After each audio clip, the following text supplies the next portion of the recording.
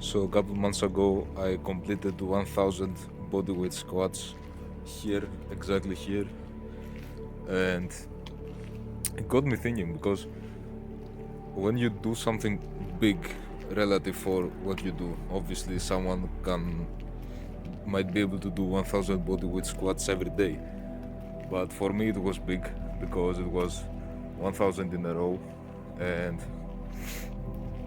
yeah, it was something big, and it just got me thinking. Okay, so and that's what happens when you do something big relative for your standards.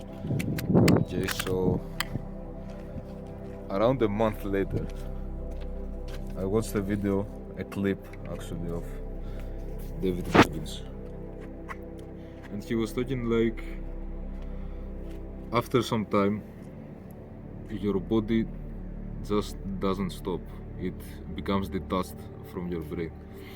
And I felt that. Okay, wait a minute, because you can't really see me. So I felt that, and by that I mean that around 700 or 800 squats, you don't feel any pain at all after that. You don't feel tired, you feel nothing, because, and obviously it might not be the same number for you, but what happened was, at some point I remember thinking, what if I just don't stop? Okay, what if I go as much as possible? How much could I do? But the point was 1,000, uh, just 1,000 of them. And indeed, what he said is true. It's like your body after a while doesn't give a fuck, because it just knows after a certain point that you might just not stop. Okay, you just might not stop anything. When it comes to, he was talking specifically about running, but I felt that too. Okay, when I was doing this. Hold on. So that's the one thing, that when you do high reps, and the second thing that I realized was this, that not everyone trains for hypertrophy, for muscles. And I imagine what he did. Like, you could say it's the equivalent of doing 1,000 squats every day. Okay, he ran like a lot. He ran a lot.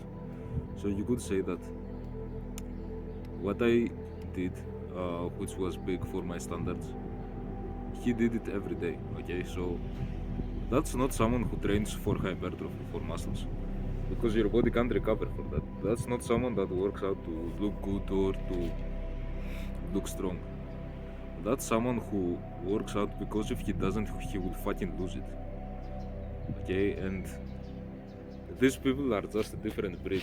Okay, because you have to discipline yourself to do this, to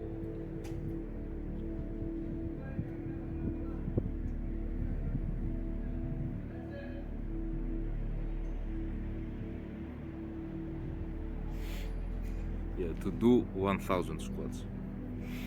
These motherfuckers need to do them. Okay, because if they don't, as I said, they'll fucking lose it. And that was probably because these people don't have anything else.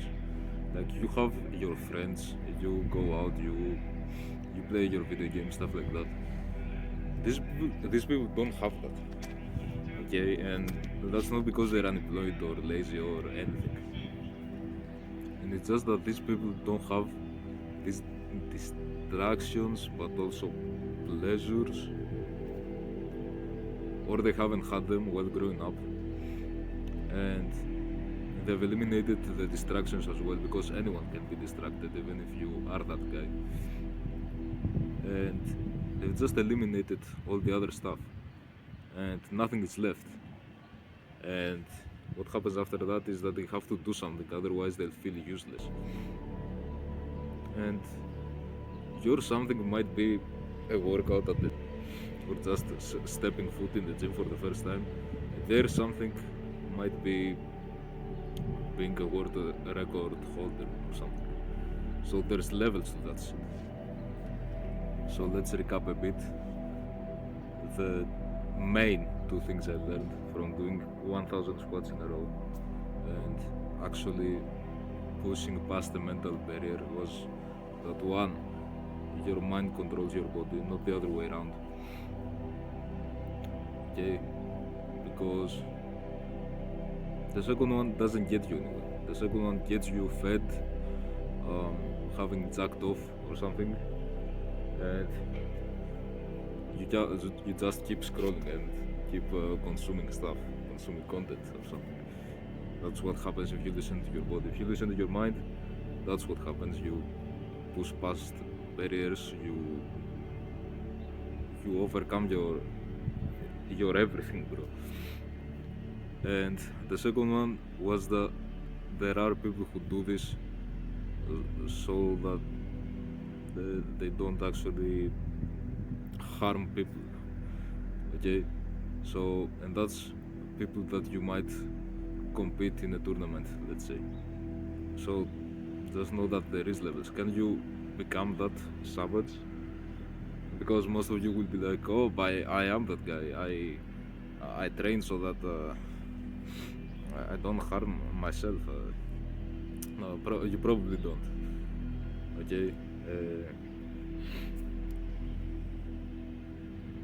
I think you can become that guy because I used to train that's some other stuff that doesn't have to do with the bodyweight squats, but I trained martial arts and there was 1 month I think or 2 months during summer or it was pretty long ago, so I can't really remember, but I was training like 2 or 3 times a day. And after that, now I don't really train. I'm busy studying and stuff like that. Yeah, excuses, I know. So, what happened during that time was nothing just felt fun, okay? Because, sorry for that. So, yeah, just nothing felt fun. And I think it makes sense, honestly, because when you do all that, when you train 2 or 3 times a day, and you do all that, you can't really find stuff exciting anymore because you're just overcoming yourself so much, and nothing fills you anymore. Nothing, not exactly nothing, like because you could go skydiving and it would be fun even if you train like 2 or 3 times a day because it's really extreme. But when you get other suggestions from your friends and they tell you like, oh, let's go and grab a coffee, grab a drink, you don't think that like them. You think, how is it more exciting than what I do? Okay, how is this going to be more exciting than me going and pushing my limits and going 15 sparring rounds once again? And if it's not, you just don't go. Okay, so that's one thing. But overall, yeah, that's the two main things that I learned was that you can overcome yourself. No, actually, that's the third thing, but it's very generic. You can do whatever you put your mind into. Yeah, we know that. And but that's the two main things because your body follows your mind, no matter what your mind does. Because if you do the other way around, you can look around and everyone is, that's what I told you, everyone is fed, everyone doesn't really work out. Okay, so, okay, that sounds corny, but and that's what happens when you follow your body, when Your body is just satisfied with the basic needs. Pee, poop, food, water. That's what your body needs to be satisfied. Your mind needs all the other stuff that you can think of. The physique that you want, the strength that you want. It's your mind. Your body doesn't need that. Okay? So that's one thing. The body will follow wherever the mind goes. Even if the mind does like 2000 push-ups, or the world record that most push-ups in a day, not push-ups, squats. Most squats in a day I think are 27,000 bodyweight squats. Now imagine what that motherfucker was thinking. I don't really want to imagine, okay? And yeah, so after the certain number that I told you, that you just think to yourself, okay, what if I don't stop? And then you can actually never stop. You can actually break the world fucking record. After that number, it's not about where are you going to stop. It's about, yeah, it is about that as well, but you don't really think about it. You just think about how many days do I have to be in bed after that? Okay, because the struggle isn't at that time when you're squatting. The struggle begins when you stop. And when you sleep and wake up the next day, that's where the real struggle begins, because you won't be able to walk. Yeah, as I said, then the second thing is that you can kind of become that dude that trains 2 or 3 times a day and thinks it's normal. But to do it every day, first off, I think most of us have responsibilities to be able to do that, to become David Goggins and run every day for 100 miles, which is crazy. But it's just that even if you can become that motherfucker that is kind of insane and has a phase where he trains 2 or 3 times a day and nothing seems exciting to him anymore, other than that being hit in the face in martial arts or putting his body through pain. Yeah, you can have that phase, but becoming that motherfucker, I don't really think you can, because none of us really care to be the fastest, not the fastest, the best long distance runner in the world. I think most of us just want to get our dick sucked or something. But that's the one thing. You can become that motherfucker, and there is motherfuckers that not really outwork, because if you don't have a plan